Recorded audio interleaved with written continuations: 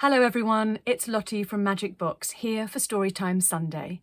I'm really excited to be working in partnership with the fabulous Chit Chat Pitty Pat on their Learning Together and Starting School Together projects. I'm loving doing Storytime Sunday, and I hear that this week you have all been thinking about talking together and sharing things, the importance of that, and just as important, listening to what other people say to you. So I thought, I'd really like to share a story with you about a little girl whose parents never ever listen properly to her. And then something happens. So please sit back, relax and enjoy Rhinos Don't Eat Pancakes. Do you ever get the feeling that your mum and dad aren't listening to a word you say? You do? Really? Well, then you're just like Daisy. Her mum and dad never listen. Daisy could tell them that, "Oh, your hair's on fire!" or that, "Oh, the dog's eaten the postman!" But they would just nod and go, "Oh, that's nice, dear," or "Tell your gran," or "Can't you see I'm on the phone?" So when one day Daisy had something really important to say, guess what? Nobody listened. So this is what happened. Daisy was eating her breakfast when a big purple rhino strolled into the kitchen. That's right, a big purple rhino.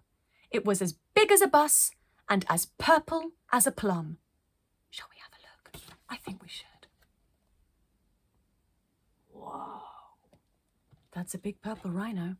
It was also a bit peckish, so it took a chomp of Daisy's pancake and went upstairs. Oh, Mum! Mum! Daisy called. There's a big... Oh! Tell your dad, said Mum. He'll catch it in a mug and throw it out the window. What? Thought Daisy. No, it's not okay. Dad, said Daisy. There's a big... No, there's a huge... Shh, said Dad. The spider can wait. But it's not a spider, Daisy shouted. It's a big purple rhinoceros. But as usual, nobody listened. Meanwhile, the rhino made himself right at home. Daisy saw him in the hall, glimpsed him in the garden, she spied him in the bathroom and, surprised him on the loo. But every time she tried to tell her parents, they'd say, "Shh, Daisy! Can't you see we're busy?" Daisy's parents were busy all week. So Daisy began to talk to the rhino instead. Soon they became good friends. They played hoopla and made pizza together. And the rhino tickled Daisy until she thought she'd burst. Shall we have a look? Look.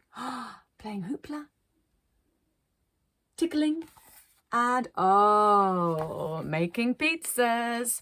But Daisy's parents just didn't notice. Until the pancakes ran out. "Who ate all the pancakes?" yelled Dad, looking straight at Daisy. "It was the rhino," she said. "Rhinos don't eat pancakes," said Dad. "This one does," cried Daisy. "I saw him in the kitchen." "A rhino?" said Mum. "In the kitchen?"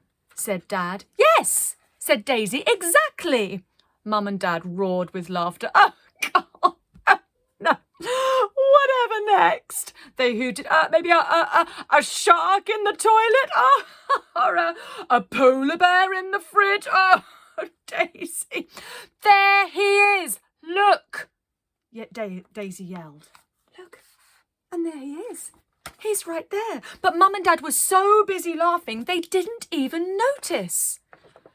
"Come on, Rhino," said Daisy. "I've had enough of this." The rhino tickled Daisy with his horn, but she was far too glum to giggle. "Oh, Mum and Dad never listen," she sighed. They're always a million miles away." The rhino sighed deeply through his big purple nostrils. "Oh, Oh, I'm sorry, Rhino, said Daisy. Your family are 1,000,000 miles away too, aren't they? The Rhino nodded, and a lilac tear rolled down his cheek. Oh, poor Rhino. That night, Daisy sat up, thinking of ways to get the Rhino back home to his family. Now, he was too heavy for a hot air balloon. Yeah, that's not going to work. Too big for Daisy's rubber dinghy. Yeah, couldn't really go sailing across the ocean in that, could he? She thought about lending him her bike, but, you know, the helmet was never going to fit. Where is it? Oh, yes. That's not going to work, is it? The next morning, Mum and Dad had a surprise. We are taking you to the zoo, said Mum, so you can see a real rhino. What do you think of that? Grinned Dad.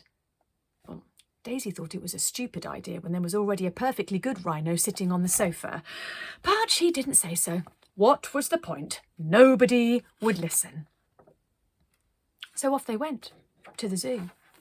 And at the zoo, Daisy saw yellow giraffes. Can you turn yourself into a giraffe? Big neck. Bright red parrots. Look at those giraffes and parrots. Orange and black tigers. Can you do a tiger growl? And grass green snakes. Ready? But she couldn't help thinking about her poor purple rhino. Hurry up, Daisy, said her mum. The rhinos are this way. But what was this? A big notice saying missing. Big purple rhino. Likes pancakes. If found, please call the zoo. Cripes, gasped Mum. Well, that explains the pancakes, gasped Dad. Mum, Dad and Daisy rushed back home, and guess what they saw when they got there? That's right, the biggest, purplest rhinoceros in town. With loads of pancakes. What did I tell you? Daisy said, grinning from ear to ear. Right, I'm phoning the zoo, said Mum. The rhino looked startled. No, said Daisy, not the zoo. He needs to get back to his family. They are 1,000,000 miles away. Well, we'd better get a move on, said Dad. The next flight to 1,000,000 miles away leaves this afternoon. The rhino packed his suitcase while Daisy found his hat, and then they all pushed his big purple bottom into the back of the car. Big push, big push, big push.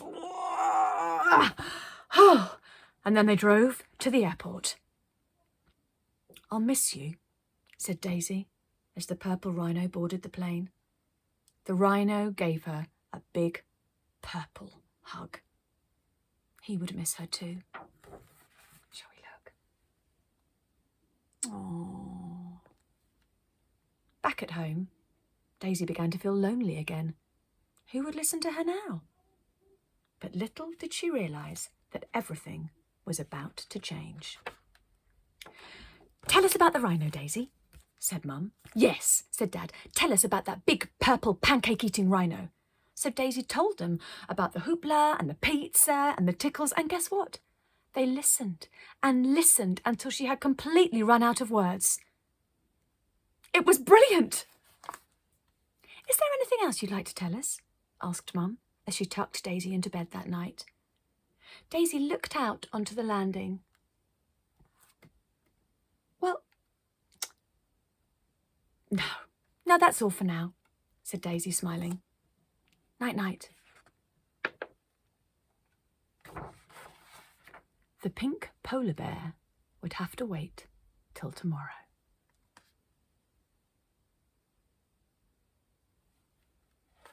Looks like Daisy's got another friend come to stay.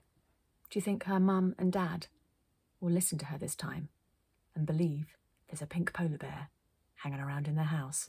I hope so. I hope you enjoyed that story. It's lovely, really lovely.